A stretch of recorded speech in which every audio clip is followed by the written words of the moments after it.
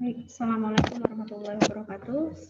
Selamat bergabung dalam perkuliahan kita yaitu simulasi komputer. Nah, hari ini kita akan membahas masih dengan PowerSim juga, yaitu studi case yang kedua yaitu kestabilan harga atau ketidakstabilan harga. Nah, kasusnya adalah seperti ini.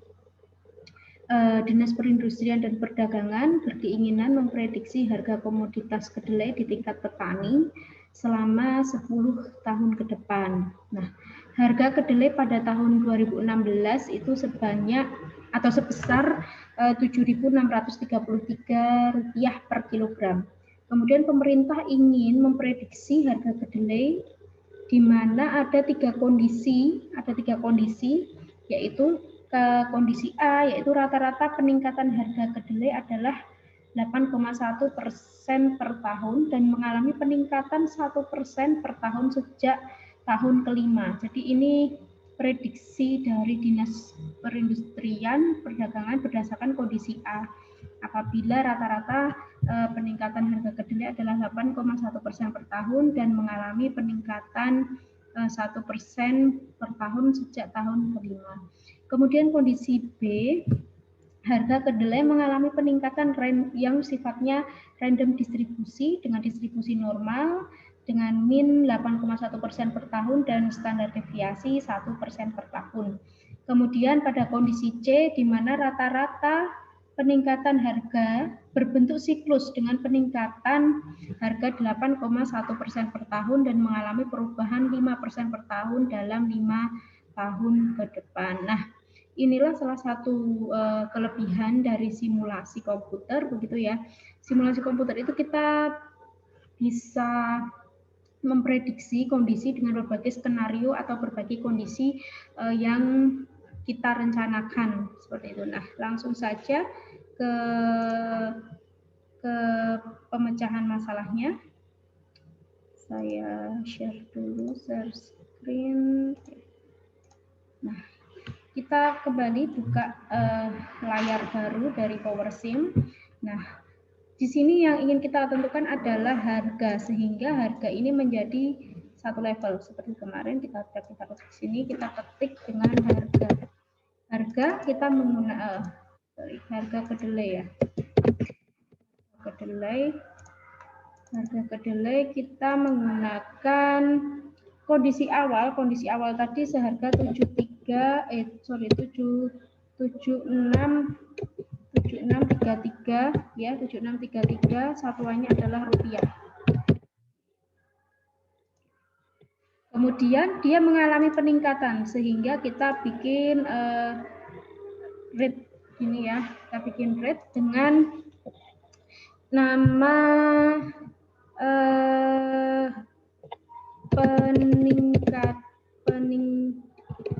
rata-rata ya, rata peningkatan harga. Kemudian peningkatan harga ini kita ada tiga kondisi ya, atau mungkin ini bukan rata peningkatan harga tapi adalah peningkatan harga kedelai. Ya, karena di sini yang menyebabkan harga kedelai meningkat. Nah, yang mempengaruhi adalah rata peningkatan harga. Kemudian kita hubungkan harga kedelai dengan rata peningkatan harga. Nah, peningkatan harga ini perkalian antara rata-rata peningkatan harga dengan harga kedelai. Nah, tadi digambarkan ada tiga kondisi yang mempengaruhi rata-rata peningkatan ya. Kita lihat tadi dari case adalah ada kondisi A, B, dan C. Ada kondisi A, B, dan C. Ada kondisi A, B, dan C. Kita lihat di sini. Berarti kita harus membuat tiga skenario. Ada kita sebut atau mungkin kondisi A ya, kondisi A. Kemudian kita bikin lagi di sini adalah kondisi B, dan kemudian di sini ada kondisi C. Nah, kondisi C kita hubungkan ke sini. hubungkan ke sini, ya kita hubungkan ke sini. Kemudian, nah untuk menjalankan setiap kondisi ini, maka kita perlu membuat sebuah mode switch, artinya kita mau menjalankan program ini dengan skenario yang mana. Nah, makanya kita harus ada ini namanya adalah switch input kondisi. Switch input kondisi yang akan menjadi input dari rata-rata peningkatan harga. Maksudnya ini, skenario mana yang kita akan jalankan ini tergantung dengan switch input kondisi yang kita inginkan, seperti itu. Oke, kita mulai dari kondisi A. Kondisi A kasusnya adalah kondisi A di mana rata-rata peningkatan harga kedelai adalah 8,1% per tahun, kemudian mengalami peningkatan sebanyak 1% per tahun sejak tahun kelima, sehingga kita harus mendefinisikan di sini bahwa kondisi A itu berarti peningkatannya adalah 8,1% ya, persen per year ya, 8,1% per tahun. Nah, kemudian dia mengalami peningkatan sehingga kita berikan nilai tambah. Peningkatannya adalah 1% per tahun dimulai pada tahun kelima, sehingga peningkatannya adalah setiap 1% per tahun. Berarti ada step di sana, rumus dari step 1% per tahun ya, mengalami penambahan sebanyak 1% per tahun ya.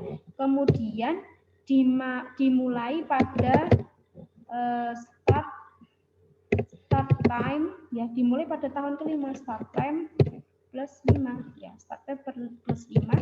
Di sini 5 satuannya adalah 5 tahun, 14 itu.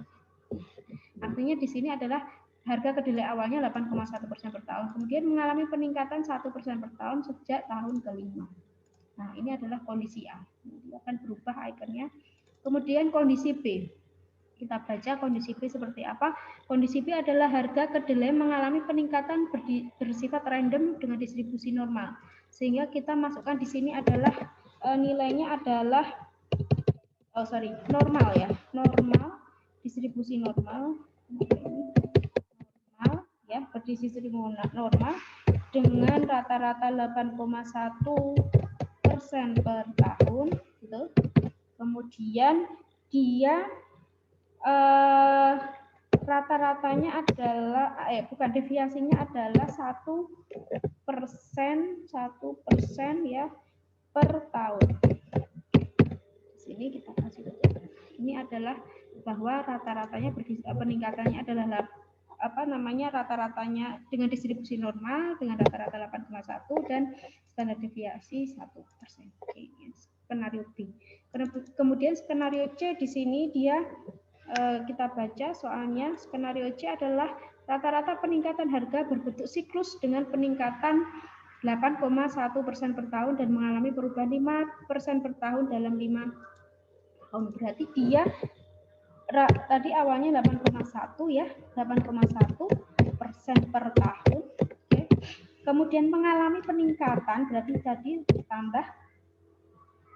pertambahannya berbentuk sine wave, membentuk alur. Nah, rumus-rumus ini sine wave, kemudian ada step, ada start time, itu salah satu merupakan rumus coding yang ada pada PowerShell. Nah, ini kita harus memperdalam ya, memperdalam kondisi-kondisi seperti ini. Ada banyak sekali rumusan atau coding yang ada pada simulasi PowerShell ini. Nah, ini karena kita bersifat bersifat cyclic begitu, maka rumusnya menggunakan sine wave. Sine berapa? 5% per tahun ya.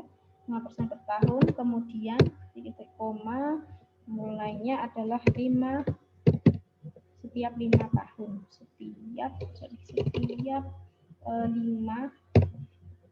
tahun.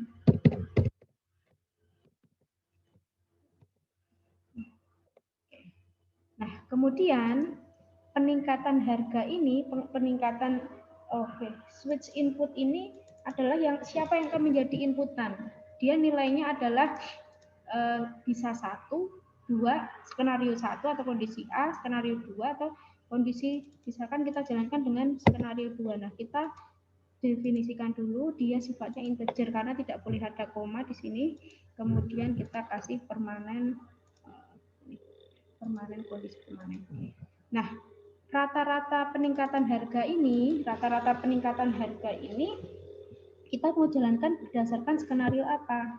Yaitu dengan skenario maka kita harus memberikan coding untuk merumuskan. Nah, dengan cara seperti ini kurung ini, kemudian kita kondisi A sebagai pilihan nomor 1. Ya, kalau kita ngetik angka 1 pada switch 1 berarti kita memanggil kondisi A. Ini kondisi A, kemudian kita pilih skenario B ini sebagai kondisi B, kemudian kondisi 2, kemudian kondisi C, ya, kondisi C, kemudian kita kasih kurung tutup, ya. Kemudian ada kurung siku switch input indeks sebagai indekan adalah indeks, kemudian kita kasih kurung buka yang menjadi pilihan siapa adalah switch inputnya, kemudian kita kasih kurung siku di sini. Nah, jadi ketika kita memilih switch angka 1 maka yang dijalankan adalah kondisi A. Ketika kita memilih kondisi switch inputnya nomor 2 artinya adalah kondisi B. Kalau kita memilih angka nomor 3 artinya adalah kondisi C. Jadi urutannya berdasarkan ini. Nah, peningkatan harga rumusnya adalah harga kedelai dikalikan dengan rata-rata peningkatan harga. Ini kita buat tabel atau mungkin ya tabel untuk menjalankan. Kita jalankan 10 tahun ya. 10 tahun atau mungkin kita yang kita ingin ketahui adalah harga kedelainya. Kita selama 10 tahun. Tadi ini masih menggunakan simulasi setting, kita ubah dari tahun 2016 karena data 2016 sampai 2027 ya. Kita jalankan begini. Kita bisa juga menggunakan ini kurva seperti ini. Nah, skenario mana dulu yang ingin kita jalankan? Skenario 1 misalkan, skenario 1, oke. Kita jalankan dengan skenario 1. Ini masuk ya. Oke, skenario 1 kita jalankan. Nah, ini adalah proyeksi harga kedelai dengan kondisi A. Kondisi A tadi mengalami peningkatan mulai tahun kelima begitu ya. Kemudian kita riset. Kemudian ketika kita mengubah dengan skenario kedua, skenario kedua apa yang akan terjadi? Nah, skenario kedua misalnya seperti ini. Skenario kedua adalah peningkatan bersifat random ya. Oke, kita riset lagi. Kemudian jika kita jalankan dengan skenario ketiga,